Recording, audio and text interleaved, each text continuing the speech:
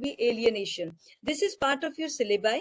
Apart from this, there are other contribution of Karl Marx also, and you can read all those contributions also. But this is part of our syllabi of.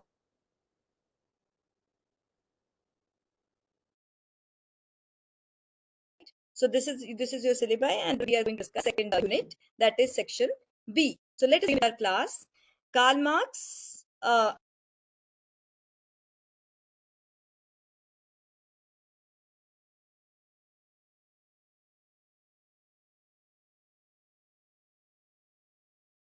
Born on 5th May 1818, represented Germany.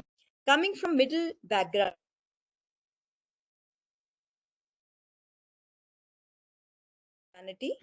a shift motivated by socio-political restrictions of that era. Marx's academic journey began at University of Bonn, but he later transferred to University of Berlin, where his interests evolved from law to philosophy.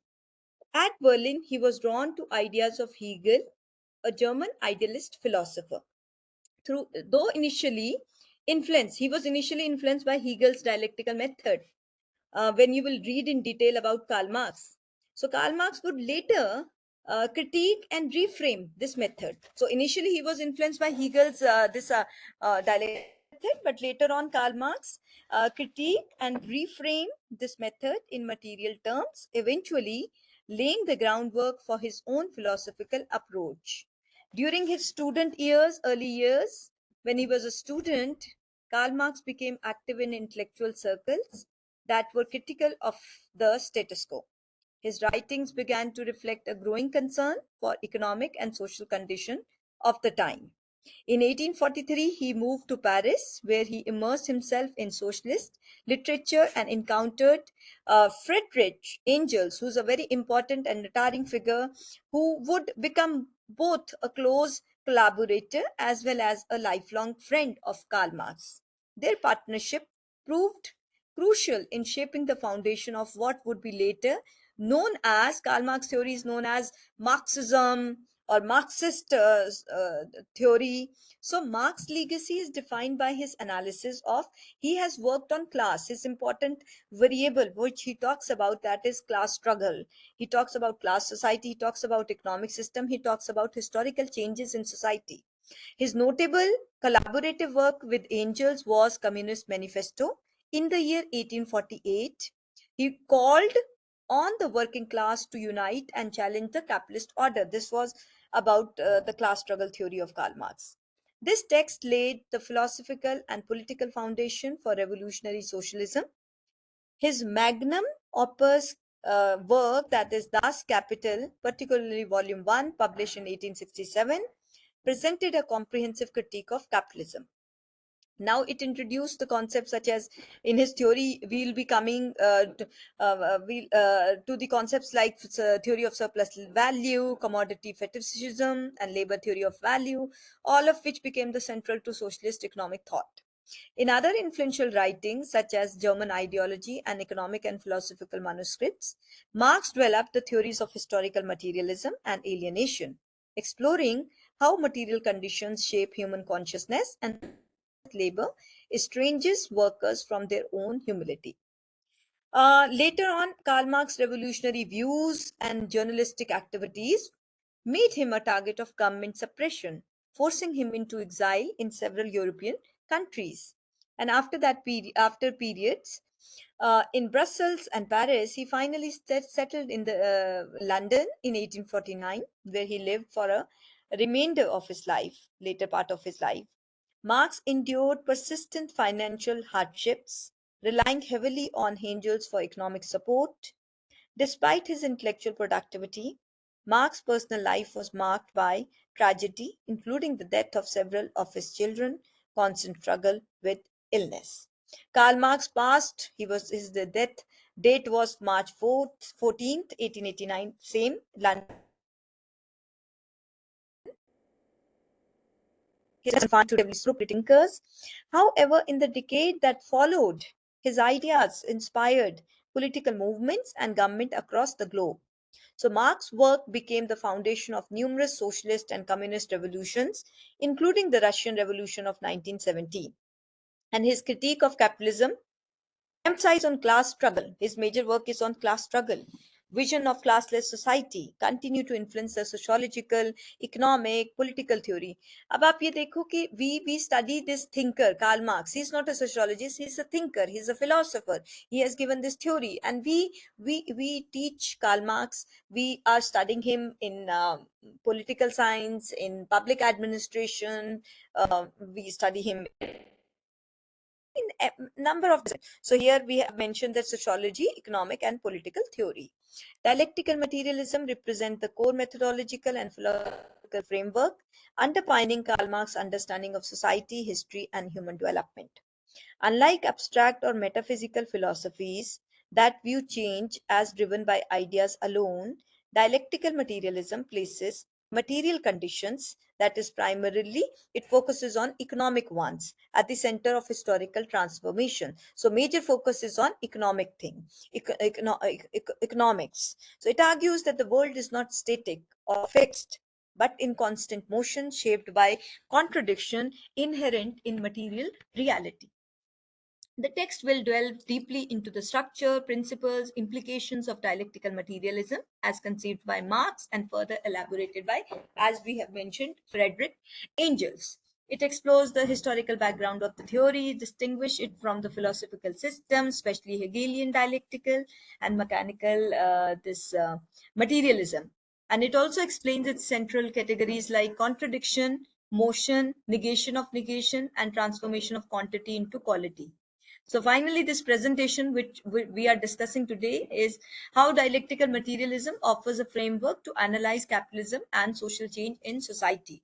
So since Karl Marx belonged to conflict school of thought, conflict perspective, in sociology we have structural functionalist perspective also, and this particular thinker belonged to conflict perspective, where structural functionalist thinker, they focus on social order, they focus on social static harmony, whereas because they ignored social change, so Karl Marx, the conflict perspective, focuses on social change in society. Let us now move ahead to historical context and philosophical roots of this thinker.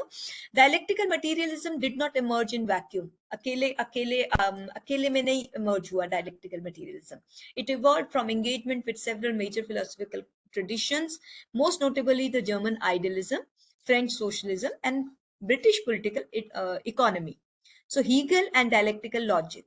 First of all, we will discuss about G.W.F. Hegel's philosophy, which is heavily, Karl Marx was influenced by Hegel's philosophy. So Hegel's dialectical method revolved around the development of idea through contradiction and resolution.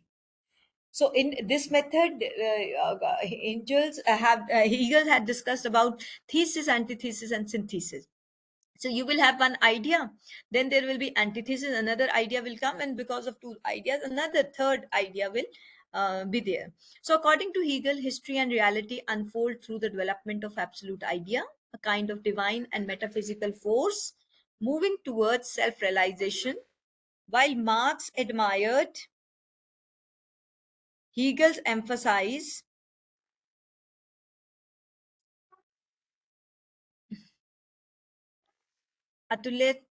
Marx admired Hegel's emphasis on contradiction, change, and he rejected the idealist orientation of Hegelian thought. Instead, Marx famously claimed that he stood Hegel on his head, and by rooting dialectical movement not in ideas but in material condition. Then there was Feuerbach and the critique of idealism. Ludwig Feuerbach's materialist critique of religion also shaped Marx's thought. So this thinker argued that God was a human projection and human nature should be understood through senses activity. However, Marx felt that Feuerbach did not go far enough. He failed to grasp the active social nature of human life. Thus, while Marx took the materialist starting point of Feuerbach, he rejected Feuerbach's passive materialism in favor of an active or historical one. Materialism and history. Historical materialism and dialectical materialism. Karl Marx talks about them.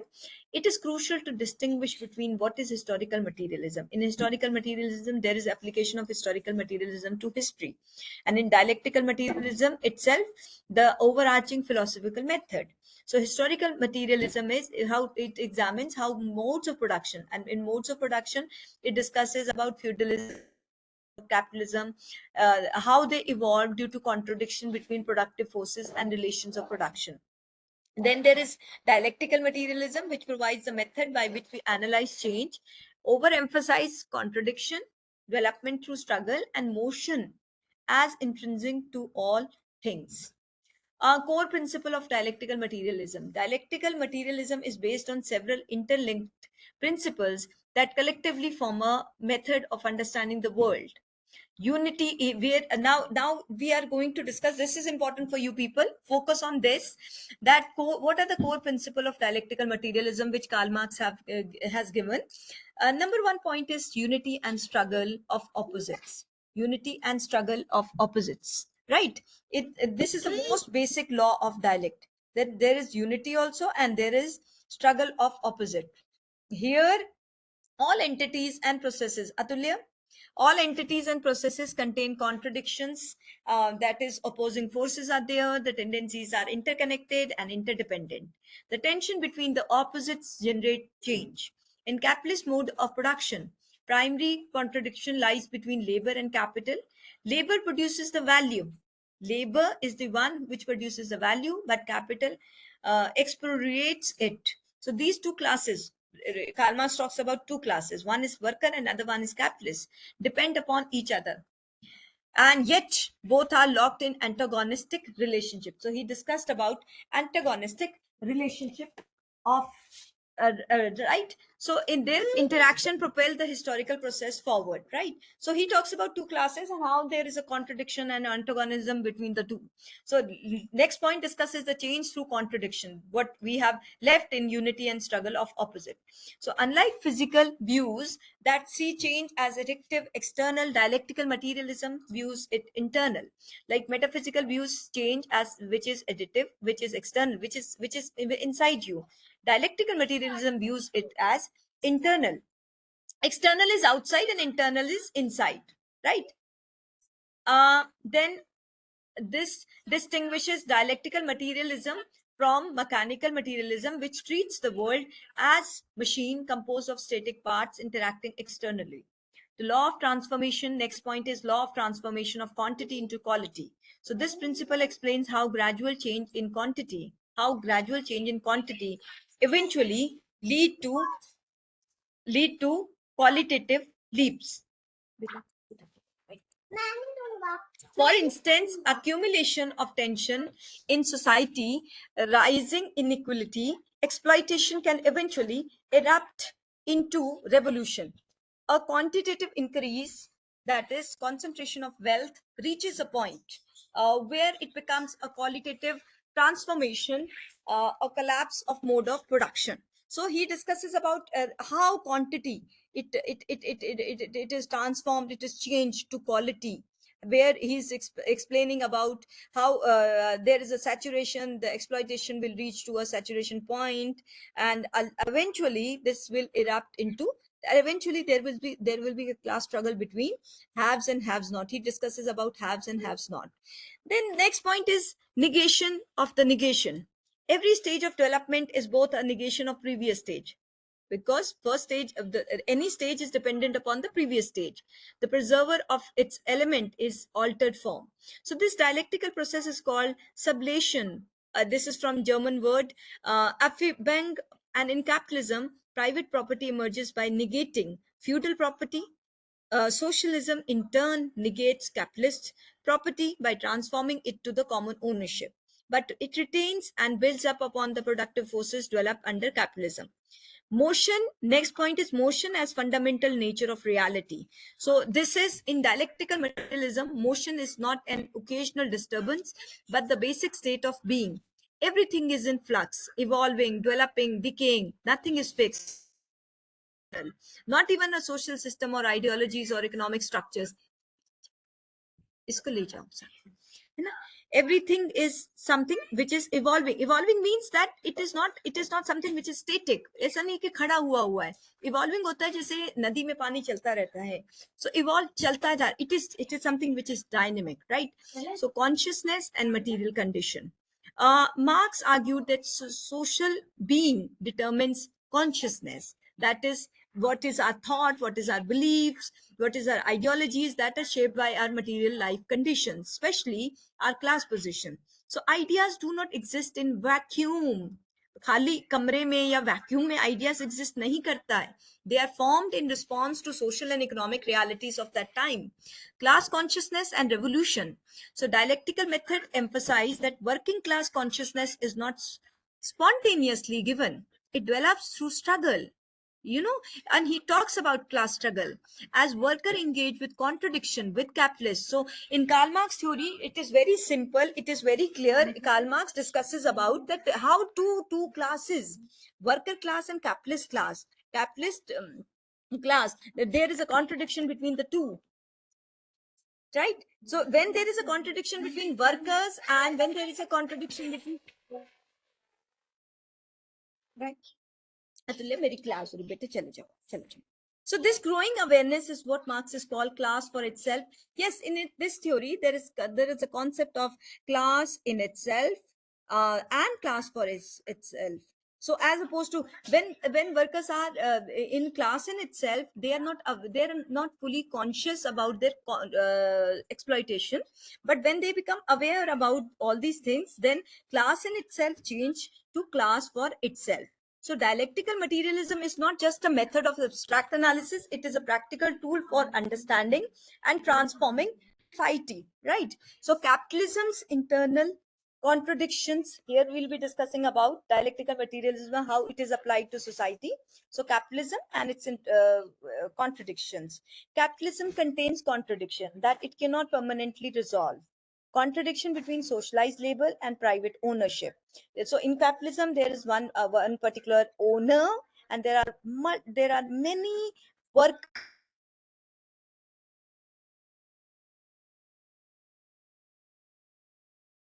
and human contradiction between capitalist competition and cooperation. There is a contradiction periodically result in crisis. So when there is a contradiction between two classes or whatever, it can be with respect to cooperation, it can be with respect to human need, it can be with respect to ownership, it can be with respect to money or labor.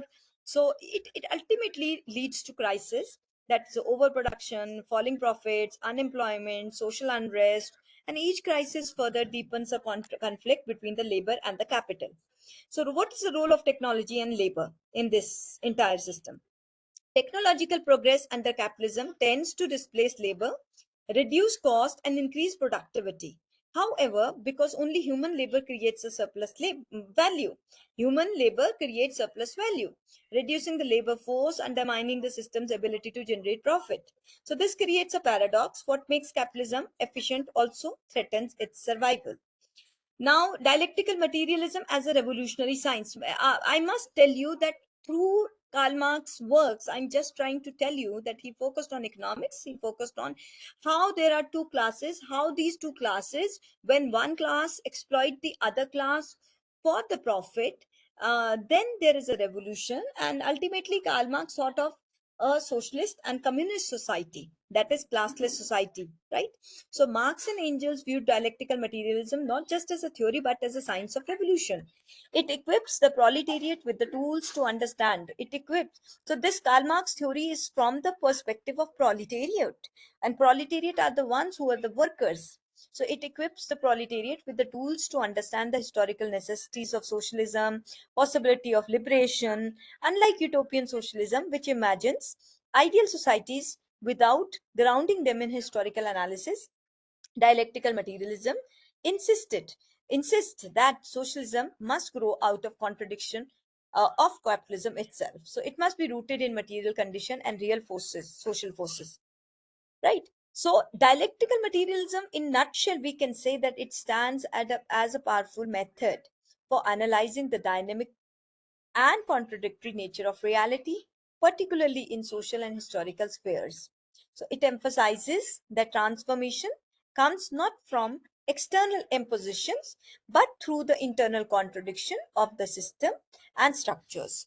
For Karl Marx, this method provided a revolutionary roadmap not just for interpreting the world but for changing it. Let us move to historical materialism. And historical materialism is one of the foundational pillar of Karl Marx's entire philosophical and sociological system. It represents a theory of history that emphasizes the material condition of human society and their influence on social, political, and economic structure. Unlike idealist philosophies, which focus on ideas and consciousness as driving force behind historical change, historical materialism posits that it is the material condition of life, such as modes of production, technology, class relation, that fundamentally shape the course of human history. So, historical materialism offers a comprehensive framework for understanding the development of human society. It proposes that history is not shaped by individual human actions alone, but by the interaction between people and material condition they confront. So, with whatever presentation I'm giving you, are discussing with you people, will be examine the key principle of historical materialism, its development over time, its broader implication for understanding social change and human progress in society. At the heart of historical materialism lies the notion that material conditions of the existence are the primary drivers of social development. Marx's theory is grounded in the assumption that human beings, as part of nature, are dependent on certain material conditions for survival. These material conditions include means of production like tools, resources, labor, and relations. So Karl Marx talks about two things. One is means of production, other one is relations of production. In means of production, it is tool, resources, and labor, and relations of production, it is social relation between individual and group in production process. Historical materialism maintains that the mode of production, the way in which society produces its material goods, determine the social, political, and ideological superstructure of that society. So, mode of production is the organizing principle of any society. It determines how human beings interact with each other, with nature to produce the necessities of life. According to Karl Marx, the development of different modes of production throughout the history has led to various forms of social organization and relation to power. So these modes of production have evolved from primitive communal society through these are through they have first there was slavery, then there was feudalism, then capitalism, and eventually, according to Karl Marx, there will be socialism and communism. He thought of this, that after capitalism there will be a stage of socialism, and then ultimately communism, this stage will come, right? uh Mode of production consists of two main components: forces of production and relations of production. As we have discussed earlier, that in forces of production we will it refers to tools, it refers to technology, it refers to knowledge, it refers to labor power that are used to produce goods and services. As societies advance technologically, the forces of production evolve, leading to change in the way of goods are produced and distributed. And then of production.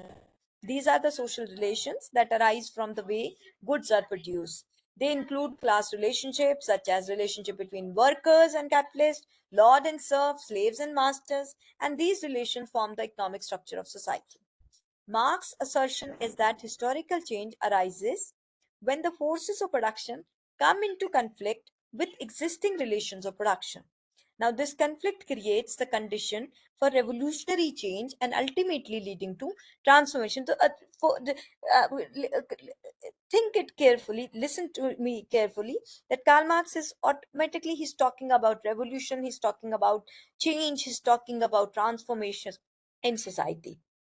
Karl Marx's theory of historical materialism is deeply influenced by dialectical method, which we have discussed earlier, which he inherited from Hegel. However, Marx turned Hegel's idealistic dialectic into materialistic one.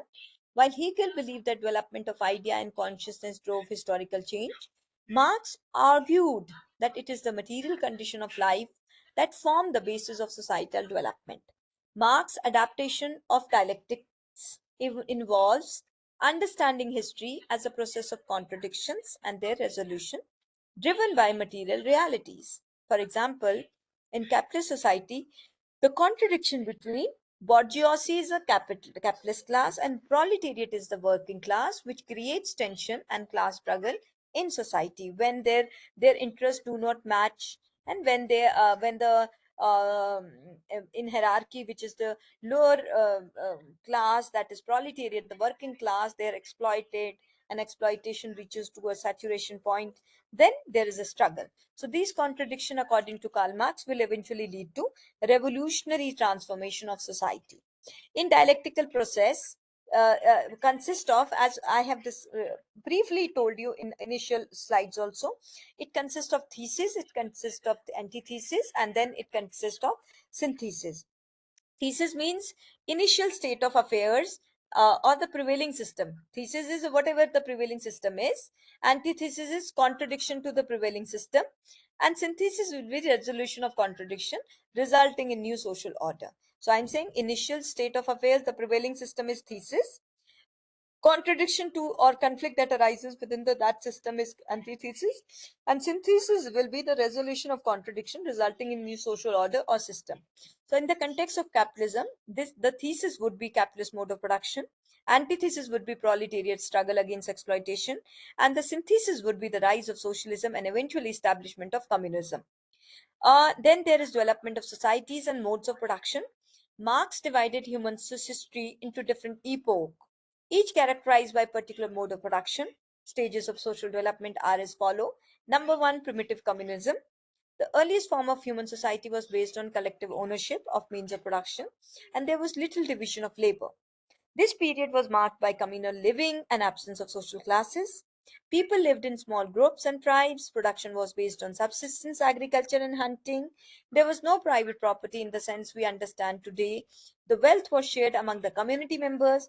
As the societies grew more complex, they developed system of production that required more organized labor, and advent of agriculture alongside technological advances enabled some individual or group to control land and resources. So in turn, this led to establishment of slavery, where a portion of population was forced to work for the economic benefit of the ruling class.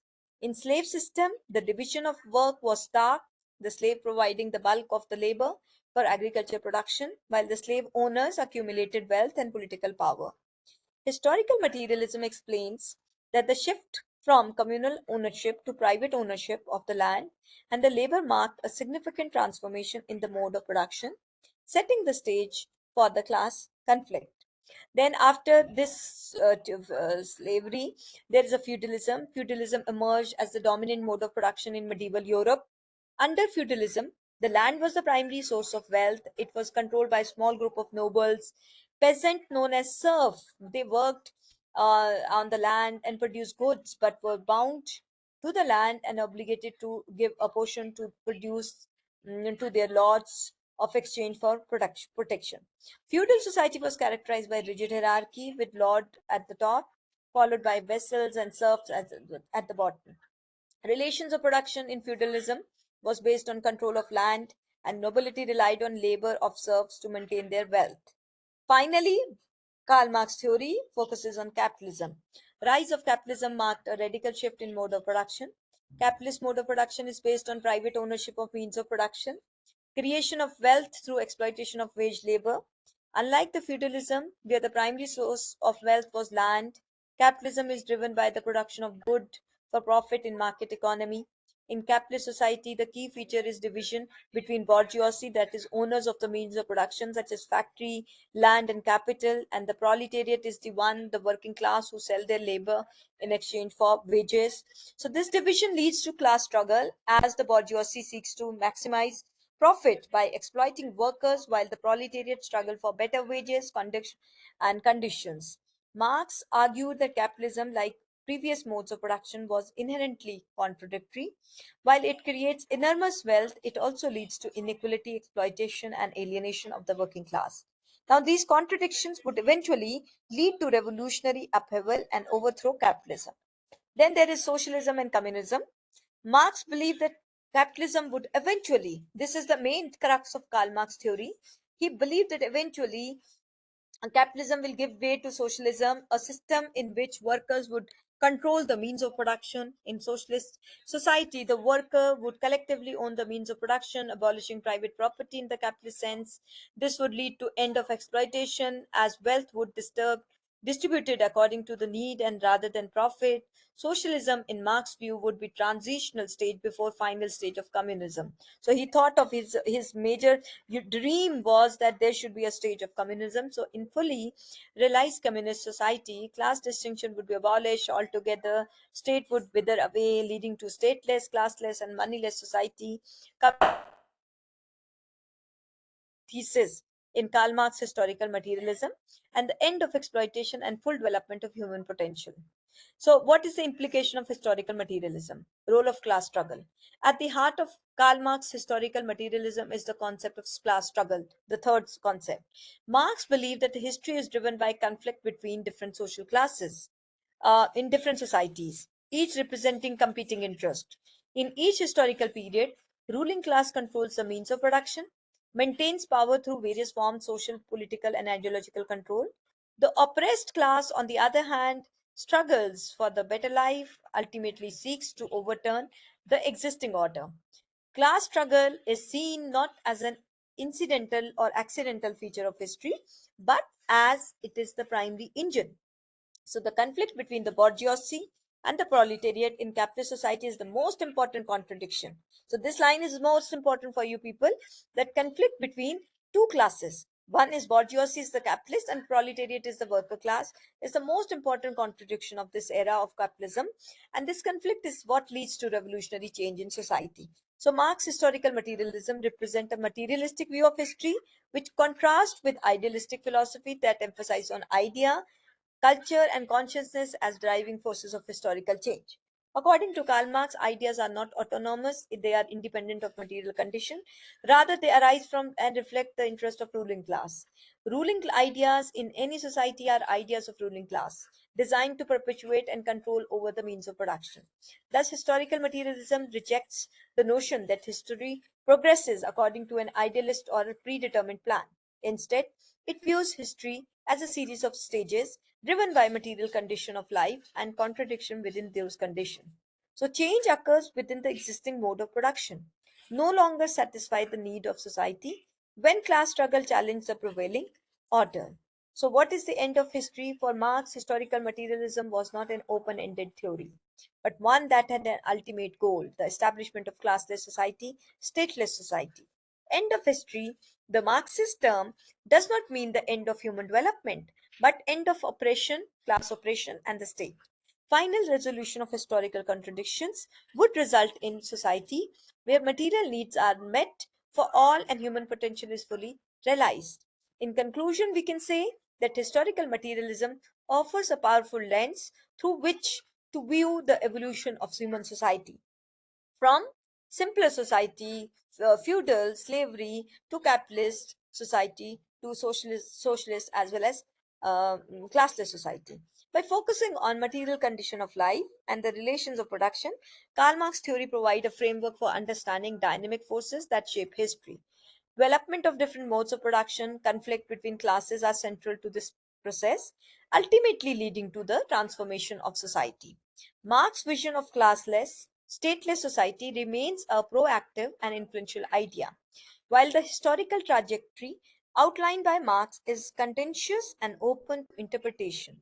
And his theory of historical materialism continues to provide a compelling explanation for the forces behind social change and historical development. Furthermore, historical materialism challenges us to examine power, inequality, exploitation not as timeless truth but historical condition and potentially transformable. As long as economic system continues to produce inequalities, alienation, Karl Marx theory remains relevant in helping us to question dominant ideologies, envision more equitable alternatives. However, historical materialism is not only a theory of how history unfolds, it is also a call to participate in shaping the history towards justice, equality, and human liberation. So this was all about Karl Marx. Karl Marx also discusses about the concept of alienation. In his you look at the syllabus. In syllabus we have class and class struggle we have discussed, but he also discusses the concept of alienation. Now, what is alienation? Alienation is something which is that you are आपको आपकी labor से, you are separated from your labor, you are separated or distant from your social life, colleague, है ना, alienation. And in his theory he says that the labor, when he's working he's paid less money, less wages, so he's working and working, earning more money for his family. So ultimately he's alienated from his family. Whatever he's producing, he's alienated from that product also. So labor is working in a shoe factory. So in shoe factory there are different compartments, there are different departments where each and every part is made. So there will be one department where everything will be assembled and the shape of the shoe is made. Now, what product is finally finished product is not. Uh, it is separated from the worker. It is not. Um, uh, he's not able to touch it. He's not able to buy it. It is very expensive. So ultimately, I'm just trying to tell you that alienation means that you are separated from your social life. You are separated from your colleagues. You are separated from the product which you made, and you are so busy since you are paid less. You are busy, busy, busy. So ultimately you are alienated from your entire social life, your family, your friend circle, your colleagues. So this was all about unit number second, Karl Marx, where we have discussed about dialectical materialism, historical materialism, class and class struggle is utmost very important theory. Class struggle, so you may be asked to critically discuss the class struggle theory by Karl Marx, or dialectical materialism, or historical materialism, or alienation can also be asked separately. So you must um, read all this. You have SLM also. You have one more book I have told you, C. N. Shankara Rao, you can use. And for Karl Marx, you can use his original works also. Like I have told you, Communist Manifesto, Das Kapital, and there are other works also where you can get a more in-depth idea about the ideology, the work, what actually Karl Marx meant by dialectical materialism, historical materialism. So you can have an understanding of his concept from his own work. So this was all about my lecture of today's lecture. Thank you very much. If you have any query, if you have any question, you can ask me right now. Any question?